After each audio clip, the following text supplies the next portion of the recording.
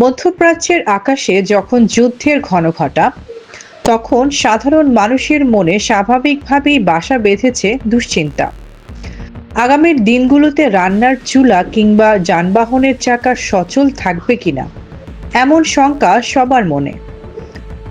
বিশ্বজুড়ে তেলের বাজারে যখন চরম অস্থিরতা, তখন দেশের জন্য বয়ে এলো এক স্বস্তির খবর।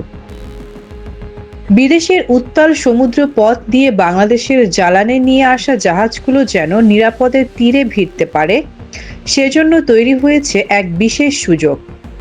এতে অনিশ্চয়তার মেঘ কেটে গিয়ে যেন দেখা দিয়েছে আশার আলো। মধ্যপ্রাচ্যের চলমান সংঘাতের প্রভাবে বিশ্বের অন্যতম গুরুত্বপূর্ণ নৌপথ হরমুজ প্রণালী দিয়ে জাহাজ চলাচল নিয়ে বড় ধরনের ঝুঁকি তৈরি হয়েছিল। তবে বাংলাদেশের কূটনৈতিক তৎপরতায় সেই বাধা দূর হয়েছে। তথ্যসূত্রে জানা গেছে, ইরান সরকার বিশেষ আশ্বাস দিয়ে জানিয়েছে, বাংলাদেশ যদি তাদের তেল ও এলএনজি বাহী জাহাজের বিষয়ে আগেভাগে তথ্য দেয়, তবে সেগুলো চলাচলে কোনো বাধা দেওয়া হবে না। এই একটি সিদ্ধান্তের ফলে দেশের জ্বালানি সরবরাহ নিয়ে বড় ধরনের দুশ্চিন্তা আপাতত কেটে গেছে।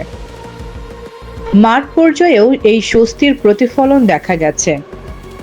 সোমবার সিঙ্গাপুর থেকে ২৭,০০০ টন ডিজেল নিয়ে একটি বড় ট্যাঙ্কার ইতোমধ্যে চট্টগ্রাম বন্দরে পৌঁছেছে।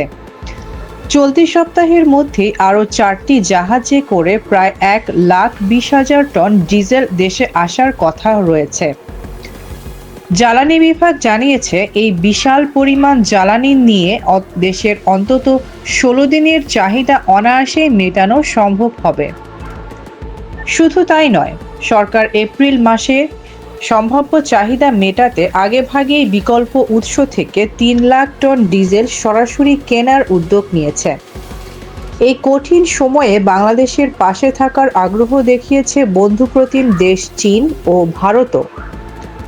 ঢাকায় নিযুক্ত চীনা রাষ্ট্রদূত ইয়াও ওয়েন স্পষ্ট জানিয়েছেন, জ্বালানি সংকট মোকাবেলায় তারা বাংলাদেশকে সকল ধরনের সহায়তা দিতে প্রস্তুত।